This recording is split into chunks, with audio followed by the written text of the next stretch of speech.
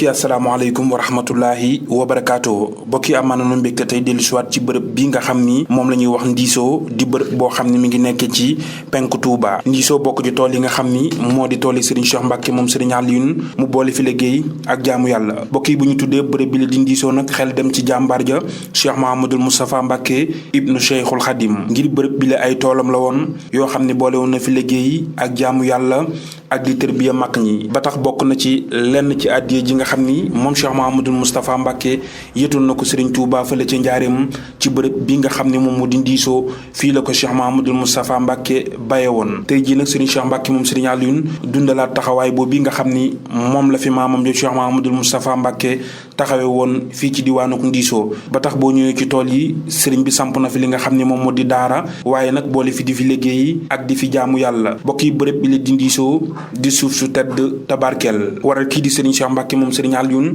di jëmm joo xam ni ku ko xam lenn rek nga ko xamee te moo di liggéey konte ci li nga xam ne moom moo di aw ñaqam maanaam liggéey dundee waaye itam boole ko ak jaamu yàlla waaye di créer itam li nga xam ne moom moo di ay emploi te moo di jox liggéey ndaw ñi ngir ñu liggéey mën a jariñu mën a itam jariñ seen njaboot ba tax boo agsee ci tool yi nga xam ne moom moo di Ndisso bokk na ci mbay mi nga xam ne Serigne Cheikh Mbacke moom Serigne Alioune mi ngi ko fi amal moo di mbayum noor ak li nga xam ne moom moo di mbayum nawet di maanaam mbayum dër. tey nag ñu fekk fi nga xam ne kii mooy suñu baay Serigne Cheikh Alioune Mbacke mi nga xam ne nii tey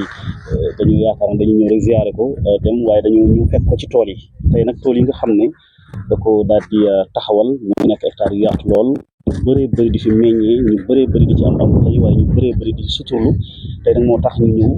mu may ñu ko également ñu weccoog moom xalaat ci xam-xam yi nga xam ne am na ko gis ngeen li nga xam ne wane nañ fi lépp bi ñu dooree ak léegi ci émission bi bu ñu tëj rek tey li ñuy xaar mooy sëñ bi tey dañ doon xaar dëgg la bu ñuy wax sëriñ ak mbay moom daanaka kenn mënu leen a séparé ñaari baax yu am solo la mais tey yow nga nekk ci biir tool yi xëy na tey bu la ñun ñi taalibe bi gisee sax dañ la yërëm lool lu tax nga dugg ci biir tool yi lan nga bëgg a wane askanu Sénégal. waaw dama bëgg a wane ne Sëñ Tuubaa li ñu jàngal mooy liggéey ak jaamu yàlla waaw ndax booy jaamu yàlla li nga jaamu da nga ko fekk ëllëg booy liggéey itam payub tey lay doon fi saa si man dimbali sa bopp dimbali waale ñeneen te boo liggéeyul dafa wax ne ku la mënal sañal la bu boobaa yàlla nay doon ku la war a sañal waaw mooy ku ëmb sànqalam ëmb kersaam nit ki bu la mënee économiquement loo am mu jox la lu mu bëgg ci yow marionnette am ngay doon loolu moo tax ma contexte sama propre ñaq ñuy wax sax ñi nga xam ne ñoom dama taale Sëñ Tuubaa boole yàlla boole jaare ko Sëñ Tuubaa xam Sëñ Tuubaa tax ñu ànd te ñooy seen kilifa mu leen di wax ne Sëñ Cheikh Aliou ku ñëw ne Sëñ Cheikh Aliou la yónni ma kenn man sama ñaq la yaakaar loolu moo tax ma xalaat def li mel nii ak itam def ko pour loo ci gis ci njëriñ nga mën koo baaxee waa réew mi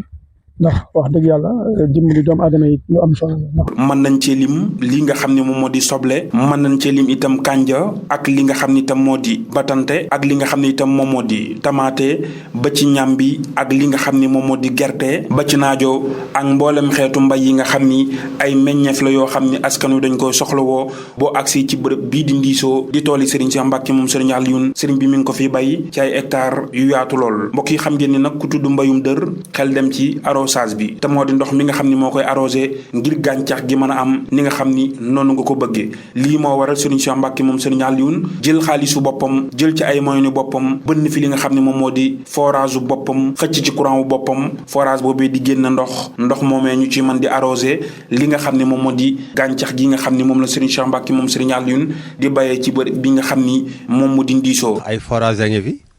ndax forage yooyu bënn ñu leen rek teg dafa ñu leen a bënn pour ñu liggéey waaye ñu bënn leen nag pour ñu allumer won nit ñi ni liggéey rek moom la réew mi soxla te moom fekk na ko ci loolu mu won ni leen liggéey ci laa nekkoon démb tey door a ñëw ndax su fekkoon ni tey dafa ñëg ba soññee bi rek muy door a jóg kon du demee noonu waaye dafa tàmbali woon liggéey bi ba soññee bi ñëw fekk ko ci liggéey bi ndax forage du caaxaan foo ko bënn rek yaakaar nga ni foofu da nga faa war a liggéey te forage yaa ngi nii boo ko xoolee ñaari forage yaa ngi nii yoo xam ne incha allah daañ ko suqali ba ñëpp mën ci am yoon ndox mi xam nañ ne ndox ba tey nekk tukki dafa jóge Sénégal rawatina fii ci Touba nga xam ne ndox mi amul ñu gis nga gas fi ak forage boo xam ne xëy na moo la gën a yombal liggéey bi forage privé la. forage privé la man naa ko gas ci samay pexe bopp maa fay ñu gasal ma forage parce que kenn ku ne xam ne Touba am na jafe-jafe ci ndox mi ñun buñ ko yokk ko wàññi moo tax ñu gasee forage bi ma wax ñi continuer ndox mi te leen na ñëw xool ko ba xam ne lii maa ko fi gas ndax kat nit day romb mën naa romb gis may roose rek ñu ne Cheikh Aliou dama ngay roose ci ndox mi mais damaa yor sama privé kii forage privé bopp laa fi gas bëgg naa fi gas yeneen forage incha allah ndax ñu fàtte ne yoroon naa ndoxu Touba yoroon naa ko près de 10 ans nekkoon naa itam hydraulique foofa au cabinet de Samba Yàlla nekkoon naa fa ñun ñoo réalisé le programme d'urgence de l'hydraulique sous Abdou Diouf ñoo ko réalisé woon kon alhamdulilah lu ma xam la moo tax bi ma ñëwee ma ne naa ber sama forage bopp donte dëkk bi nag wax dëgg yàlla ndox xaw na fee jafe loolu it ñu ngi ñaan ndax dëgg yàlla ñu def ay effort loolu mën a antu maanaam ndox man fee ball ndox man sëñ Tuubaa doon ñaan waaw wa maskani sallim minal fijaari comme ala ahli limaa in jaari loolu doon ñaan waaw foo xam ne kàccoor yi dañ fa sori ba pare ndox di fa ball ndox mu neex di fa ball. moom sëñ Modou Moustapha daf ko muñoon te gis nga forage bii bee ci sunu gannaaw bi ko fi sëriñ bi deflu booba dëkk bi jaxle nañ ci wàllu ndox mu deflu ko fi nag bi mu ko fi defee ba mu dëkk bi macha allah fi ndool mi ngi am ndox normal bi mu bëggee bay tool bii nag mu ni déet bu leen laal forage boobu ndax forage boobu dëkk bi moo ko moom nañu def privé fii benn forage boo xam ne moo ko gas ci xaalisam def fi forage bi di ci liggéey bu toll nii nit ñu bari dañuy jaaxle defe ni da koy jëlee ci forage bi nga xam ne da koo bokk waa dëkk bi déedéet dafa def forage yu boppam pour privé la boo xam ne moo ko moomal boppam mooy lakk gaz wala mooy def courant. mbokki nag ngir dënk kon dañu leen di bàyyi ngeen seetaan lenn ci réalisation yu am solo yi nga xam ni kii di Serigne Cheikh Mbacke moom Serigne Alioune mi ngi koy amal ci toolam yi nga xam ni moom moo di Ndisso di tool yoo xam ne mi ngi nekk ci ginnaaw Tindodi maanaam ci penku Touba Serigne bi di fa liggéey bu am solo lool te yéeme lool. waaw machine bi ni mu commencé mooy bi ma la doon wax machine la boo xam ne man maa ko concevoir waaw parce que dama gis ni yor arrosoir di roose loolu moom liñ ci mën a def bariwul te ñun bëgg nañu def ñu couvrir surface bi yëpp moo tax ma xalaat machine bi. mooy li ma la waxoon ki ma waxtaanaloon mu doon ma laaj xalaatam fii mbayum réew mi waaw ci lu koy suqali wala dara ak sécheresse yi am ak déficit pluviométrique yi am loolu nag rampe bi ñu xalaatoon nga xam ne monter gi rek ça prend du temps ak démonter gi ma xalaat ne appareil bi mel nii moo gën a simple. man maa ko defar. waaw man mii maa ko xalaat defarlu ko di joxe pièce par pièce ba mu man lii li ñu koy gisee itam kii yi nga gis ñuy roose day nekk en rotation day mën a pivot ay pivot lañ koy wax nga xam ne dañ koy mën a toxal nii comme bascule di ko basculer régler ko ci ligne de semis bi régler ko ci gàncax gi nii ni mu defee tracé nga régler ko ci danoo tax muy tey pouvoir de pénétration lay am boo xam ne day dem directement ci gàncax gi ci gàncax gi waaw comme nii da ci jam day jam fii ba pare diggante ligne de semis yi du am ndox par conséquent du am ñax loolu aussi avantage boobu la léegi gis nga ko el yi ci kaw bu fekkee garab ñu jot ñu àgg nañ ci garab daf koy wàccee ba weesu garab gi yékkati ko nga xam ne garab du obstacle kon dana permettre garab yi ñu denc ñu sauvegarder garab yi ñu bañ ko coupe yi bañ am parce que garab yu bari dafa baax ci environnement bi waaye mais ruuj bi garab yu ndaw yi lay doon mooy garab yu ndaw yi même loolu lépp itam kii moom du tee danañu ruuj parce que fi ngay kii moom gerte bëgg a def gerte wala nga bëgg faa def dara foog nga ruuj ko mooy loolu mooy ngeer yi ak garab yu sew sewaan yi mais garab yu toll na la mel ni sump gi wala yooyu buñ ko dee dagg day indi désertification taw bi di wàññiku yooyu yëpp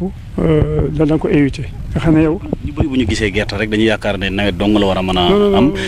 gerte nawet ak noor bi lan moo ko wutale wala ndox rek la. non bii contre saison la ndox rek la problème mu taw la comme du taw noor. par def sachet ndox yi nga xam ne dañ koy joxee ci biir dëkk bi boo gisee nag li tax sëñ bi def fi machine bi dafa bokk ci li nga xam ne moom la leen Serigne Touba digaloon mooy liggéey ak jaamu yàlla. bu dee ci côté jaamu yàlla gi defar na ay jumaa yu bari bu dee ci côté liggéey bi tamit comme ni ngeen ko gisee nii ci mbay meeg ak ci lépp loo xam ne ci wàllu usine la moo tax mu implanté fi usine bi nga xam te ne nii waxuma la dara sax waaye li mu am ci emploi direct au moins lu mat 10 personnes ñoom dinañ fi liggéey ci emploi direct bu dee ci emploi indirect moom ay milliers de personnes la ko nga xam ne da koo def ngir social ngir jàppale nit ñi ci pour ñu am xëy ndax ku ne xam na ni dëkk bi metti na kon nag bu defee lii ngir jàppale ndaw ñi loolu tamit lu am solo la. waaw léegi comme tool bi. soble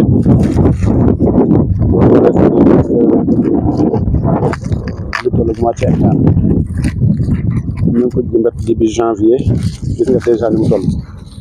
déjà mat na nga xam dañ ko def ci xalaat bi ndax li boo gisee fi ñu def fii yëpp mooy ne lu digal njaboot bi ndax comme dëkk bi neexul liggéey amul moom moo waral ñu def lii yëpp may waxaale tamit ne lii kilifa yi war nañ ko def na kilifa yi génn def ci lii jàpp ci mbéy mi ndax boo xoolee Sénégal ñu ngi dox ci yeneen dëkk yi mais le fait que am na naaj am ndox am suuf lu toll nii mbéy mi war nañ ko mën a jëmalaat qualité bi nag lii nii mooy li ma leen doon wax sànq ci compost bi buñ ko jëmbatee mu def ay 1 mois 15 jours dañ ci def fumier ndax bëgguñu woon def yenn produit yu bëri mais compost bi ñu def ndax nit ñi damay wax rek ne biir kër yi dafa am lu bëri bi li ñuy woowee mbalit du mbalit moom la ñu récupéré waat andi ko fii defi compost bi ba mun na mu leen ba compost bi ci la ñuy jël di fumier fii def ay fumier def ndox rosé di ko traité waaw loolu daal moo waral mu demee nii mu am soble yu toll nii. fi mu toll conservation bi tamit fa laa bëggoon jëm si ndax boo gisee mbéyum Sénégal xaw a métti tuuti dañuy góorgóorlu béy ba mu ñor mais fu ñu koy denc mooy problème bi loolu tamit ma ci woo kilifa yi buñ ci mën a dimbale béykat yi ndax xam nga béy tutul na hectare dem ba war a deqi pour jaay marché bi wàcc trop dafay métti lool tooy fu nga jaay ko ndax boo ko jaay day yàqu say loxo boo tax nag foo tourné fi mu toll ci Sénégal béykat yi yëpp loolu la ñu jooy ñu woo kilifa yi rek ñu jéem a xool loolu def ay unités yoo xam ne maanaam béy ba ñor li nga mën faa denc mbir bi xaw a tane nga daal di jaay waaw loolu daal vraiment jërë ngeen jëfati mbokk yi lii mooy li ko tedd ki Cheikh Ahmadou Bamba Khadim Rasoul bind wax ba fi te moo di képp ku aju ci moom digal na la li nga xam ni moom moo di liggéey ak jaamu yàlla rawatina ku ñuy tudd di tudd Serigne Touba mu mel ni nag yoon woowu rek ci la Serigne Cheikh Mbacke moom Serigne Alioune teg tànkam ba tax tey tool yi nga xam ni tool yi maamam la woon Cheikh Mahamadul Moustapha tey jii tool yooyu nekk ci moomeelam waral ginnaaw bi mu fi defee daara ngir dundal li nga xam ni moom moo di bërëb bi mu wëlbatiku itam di fi mbayum nawet ak li nga xam ni itam moom moo di mbayum noor gis ngeen xeetu mbayeef yi nga xam ni wan nañ leen ko te Serigne Cheikh Mbacke moom Serigne Alioune di ko liggéeyee ci tool yi nga xam ni moom moo di ndiisoo ànd ko ak mboolem ñi nga xam ni seen xam-xam dafa màcc jëm ci wàllu wile gis ngeen façon wi ngeen di gis ku tedd ki Cheikh Mahamadul Mountakha Mbacke xalif général kullu murit moo ko yëkkati jox ko Serigne Cheikh Mbacke moom Serigne Alioune lépp rek ngir gën a firndeel mbégte mi nga xam ni ku tedd ki Cheikh Mahamadul Mountakha Mbacke xalif général kullu murit am na ko ci jëmm ji di Serigne Cheikh Mbacke moom Serigne Alioune te dara warulu ko nag lu mooy ginnaaw bi mu nekkee ci li mu war a nekk mooy li Serigne Touba digal mboolem jullit yëpp rawatina ak njabootam rawatina nag koo xam ne bu ñu tuddee Serigne Touba tudd la te moo di liggéey ak li nga xam ne moom moo di jaamu yàlla. ay citronnier fi nekk ak oranger ak i mandarinier ñoo fi nekk dañ koy greffé maanaam dañ koy tàmbali ba mu gën a màgg ñu greffé ko waaw loolu itam ñu essayé nañ ko fi avant boobu nag bi ñu door a def tool bi nag dañuy def benn brise-vent boo xam ne mooy darkase yi nga gis moom ngi darkase yi ak filao yi ak yeneen garab façon garab yoo xam ne gis nga ko mi ngi gën a làqu bu njëkk boo taxawee fii dara nekk fi woon mais loolu aussi dana aar ngelaw li ci tóor yi yi mu war a yàq wala dara ma bàyyi la ak Mohamed sama doom la moom mooy gën a occupé ci tool bi. ñu bëri dañuy wax naan Touba lii mënu fee baax lee mënu fee baax waaye def naa ku ñëw fii da nga gis ne mbay yu bëree bëri dafiy dox. partie bi ñu ngi ko def am nay citronnier am nay oranger moo tax biñ ko defee léegi war naa mat 4 mois mooy partie bi ngeen di gis nii dañ ko sëñ bi tamit da koo defal da koo def noo xamante ne nii dafa méngoog jamono daal moo tax mu defal ko système mu goutte à goutte ndax boo xoolee bu njëkk dañ daan yor ay arrosoir di jël loxo di ko roose manuellement mais léegi comme jamono toll na fii moo tax mu jël ay goutte à goutte ñu tëral ko pour mu mën a nga xam ne da ngay ubbi wan rek mu roose li nga bëgg a roose lépp. def nañ fi tamit papaye moom tamit mi ngi ci partie bee def nañ fi bananier def nañ fi ñambi soble tamaate basante boo ko dee lim daal xam naa du jeex bépp xeetu mbay daal boo mën a xalaat rek ñu ngi ko fi essayé ngir bëgg mu gën a jëm kanam daal. ndax dana yomb ci suuf seek ni mu mel ñu ne suuf si Touba dafa aride ba nga xam ne bi xëy na pour ñoral fi dara dana jafe loolu wala pour saxal fi dara. loolu moom comme ni ma la ko expliqué sànq rek gis nga maanaam suuf boo gis rek même bu néewee doole boo amee ndox am engrais am fumier moom boo xoolee sax fumier bokk na ci li nga xam ne lu am solo loo xam ne moom mooy dundal gàncax fumier lu am solo la. waaw moom ban xeetu fumier ngeen di jëfandikoo. nañ faral di jëfandikoo fumier yi nga xam ne day jugee ci ginaar fumier yu jugee ci xar yu am doole la yoo xam ne day boo ko ci defee rek par exemple boo jëloon benn gàncax nga bañ cee def fumier nga jëlaat benn gàncax goo xam ne dañ ciy def fumier ci même période bi nga def ci ndox moo xam ne même ndox mi da ngay gis ne bi nga xam ne moom nga def fumier moom mooy gën a jëm moom mooy gën a màgg daal. suuf si nag bu ñu fi ñëwee amoon na fii xam nga gis nga alal la bëri woon na garab ñax mi aussi bëri na amoon na ay termite aussi mooy max mais yàlla def na ci mbaaxaayam aussi bu ñu ñëwee xool suuf si ne daal war nañ ko mën a def fii ñu jàpp ci loolu traité suuf si mu daal di indi matériel bi ñu def fi goutte à goutte indi fi si ku ñëw defal goutte à goutte bi gis nga tool bi nañ ko installé yëpp am na goutte à goutte fépp foo dugg ci biir tool bi rek maanaam ndox mi àgg na foofu loolu moo gën a yombal suñu liggéey sax te loolu moo ñu ci dimbale ndax lii moom boo ko bëggoon defar te amuloo ndox mu doy dafay doy waar mais buñ ko ne ndox mi def na xool leen fi ndox mi war a dem ñu yóbbu ko foofu yàlla def forage bi tamit macha allah suñ mu xamit jàpp ci lool nekk ci fii ak liggéey bi ak ñoom suñ bàyyilaat ñoom ñoo taxaw liggéey bi. waaw fii ñu nekk mooy partie Batañsa bi mooy aubergine bi ndax bu ñu defee programme bi sëñ bi def ñu joxoon ndigal ñu def ko ay pàcc fi ñu jógee mooy wàllu gerte gi mais fi ñu nekk mooy aubergine bi bu ñu defee beneen côté bi da ngeen gis fu ñu def kaani gi ak fi ñu def soble bi fii tamit defoon nañ ci lu yaatu maanaam dañuy Batañsa bi dañ koy saaw boo saawee bu def ay 15 jours mu sax bu defee 45 jours daal dina mat nga jëmbat commencé arrosé gis nga moom lañ tëral goutte à goutte bi nii goutte à goutte moo koy arrosé dañ ko alterner aussi fii bu commencé am doom rek ñu daal di jëmbat beneen côté nga xam ne maanaam fii buy ràgg day fekk feneen mu commencé jokk loolu yëpp ci xalaatu suñ bi la ndax bëgguñu def loo xam ne da ngay def rek ñetti weer mu jeexandoo mais boo jëmbatee fii boo commencé récolte rek ñu daal di saawaat pour beneen côté kaani mi tamit noonu lañ koy defee ak tomate bi noonu lañ koy liggéeyee waaw wala mi mooy côté bi daal mooy côté Batañsa bi waaw. commencé na am doom ñu ngi commencé bi commencé nañu presque am na ñaari weer ñu ngi wit fii boo xoolee beneen côté bi mu ngi commencé rag léegi commencé nañu wit fii xam naa ak 1 mois 15 jours ñu commencé beneen côté bi noonu lañ koy liggéeyee. maanaam dañ ci def 10-10-20 di traité aussi. yéen waa Ndisso gépp di nuyu équipe bi ma fi àndal yëpp ko jiite di sëñ Babacar mii ak sëñ Mouhamed Mbacke di sant ñëpp nag wax di wax ci wàllu lu jëm ci tool bi rek wax dëgg yàlla tool bi daal moom ni ma ko gisee nii moom ñu ngi ciy góorgóorlu bu baax ndax liñ fi installé yëpp bari na wax dëgg yàlla waaw def nañ fi ay tamaate parke nañ fi ay soble yoo xam ne macha allah xaw naa bari ak ay mango yëpp am na fi wax dëgg yàlla ci ndigalu sëñ Cheikh Aliou nag ci lañ ci nekkee mu dañu jàppale bu baax waaye.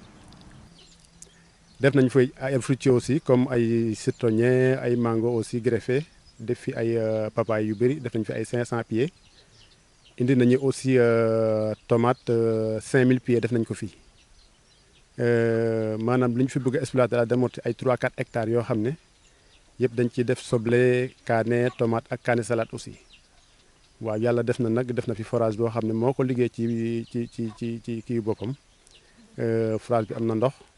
def na fi groupe boo xam ne moom la ñu liggéey aussi maanaam ndox mi daal am nañu yaakaar ne mot na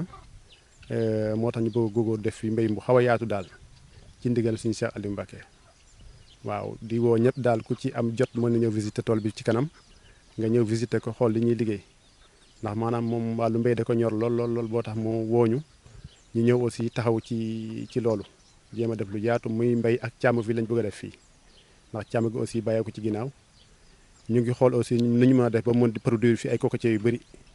mu ngi suñu xel ñu ngi ciy waxtaan ak moom nu ñu mën a def ba nga xam ne ku soxla cocotier daal au lieu ngay dem feneen daa ko mën a amee fii incha allah ci ay jamono yi ñëw bu ci yàlla àndee.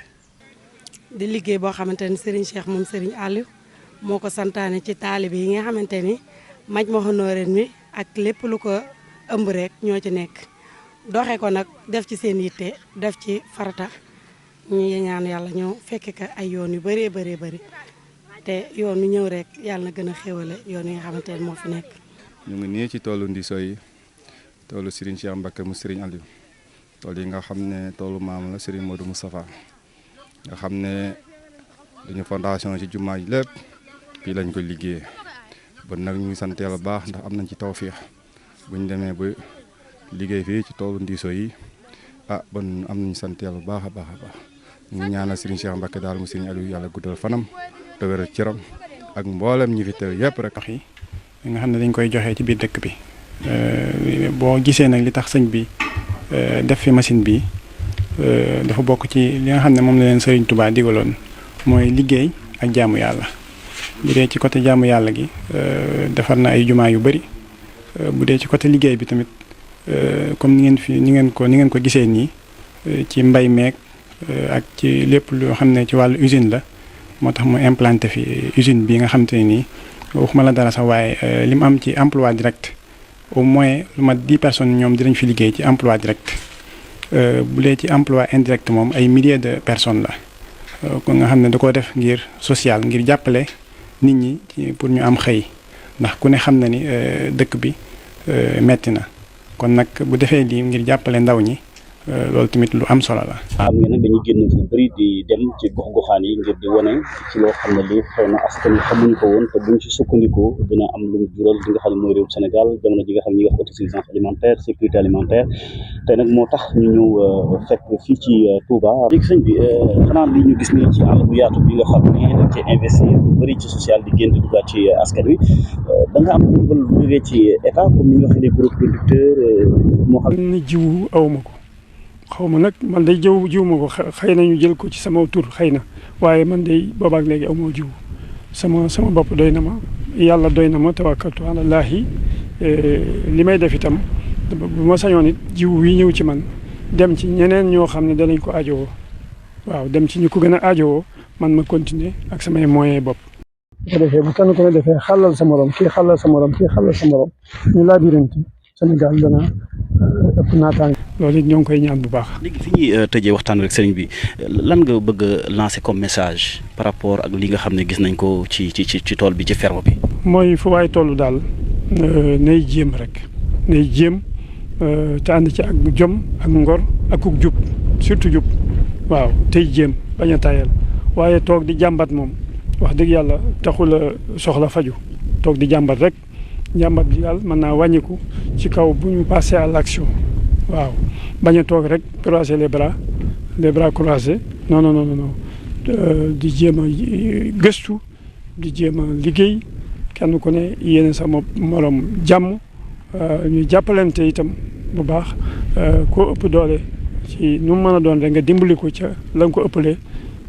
bu dee lu baax bu ko defee yaakaar naa ne lépp dana sotti waaw. ñu gërëm la sant la Sen TV mi ngi lay gërëm bu baax tey am mbégte loolu seet bi. waaw maa ngi lay gërëm bu baax sëñ Dame Ndiaye ak sëñ Thion moom itam caméraman di sant bu baax Bougane bu baax a baax di ko gërëm di sant sunu journaliste bi xereñ bi di Mohamed Diop moom itam ndax jaaroon na ci man ci Thiéniere FM ca Dakar jaaroon na ci man. yaa ko formé daanaka. ku baax la nit ku baax la ku reconnaissant la ku am wëllëre la te ñëpp noonu mu mel lu jafe-jafe la ndax ñu bari jaar nañ ci ñun waaye day wax dëgg yàlla leen gis ci moom day gisuñu ko ci ñu bari. waaw ñuy sant itam ña fa des nga xam ne ñoo fa nekk di liggéey bu yàgg ba léegi di liggéey ngir yàlla ak réew mi ndax kenn ku ne gis na ne wet googu nu bokk yombul waaw yombul kon nag ñun am nañ ci ñetti rajo benn Louga benn Touba benn Dakar yooyu itam ña ca jàpp ñu ngi leen di sant bu baax a baax a baax. te ñu leen di sant ñaan yàlla avancé presse bu baax a baax mu avancé lool ba nga xam ne ñu doon presse boo xam ne kenn ku ne dana ciy am wàll ci gis sa bopp ñu ngi koy ñaan bu baax a baax. ñu ñaan yàlla def jàmm ci réew mi. waaw jàmm rek waaw ak liggéey naata lii rek moo mën a indi naata ci réew kenn ku ne sukkandiku sa bopp jéem waaw jéemay tax a mën waaw waaye boo toogee di jàmbal amul waaw moo ngi ñaanal jàmm ñëpp. kon daal mbokk yi lii day lu tuuti lu bàyyikoo ci lu bëri bokk ci benn pàcc ci liggéey yi nga xam ne Serigne Cheikh Mbacké moom Serigne Alioune mi ngi koy amal ni ma ko waxee léegi Serigne bi moom bàkkam moo di liggéey ak jaamu yàlla liggéey konte ci aw ñaxam liggéey dimbali taalibe yi liggéey jàppale jullit yàlla yépp te loolu itam moom la fi maamam ko tedd Cheikh Ahmadou Bamba Khadim Rasoul bàyyi. kon mbokk yi incha allah dañ leen jox dig daje rek ci yeneen gëstu ak yeneen image yoo xam ne incha allah daañu leen ko indilaat jëm ci yeneen projet ak yeneen naal ak yeneen liggéey yi nga xam ni jëmm jii di Serigne Cheikh Mbacké moom Serigne Alioune mi ngi koy amal kon ñu ngi sant ñëpp di leen gërëm di gërëm sunu caméraman ak sunu monteur di gërëm kon mboolem mbokk yi ñuy seetaan ci seen chaîne bi la di Jant Bi TV asalaamaaleykum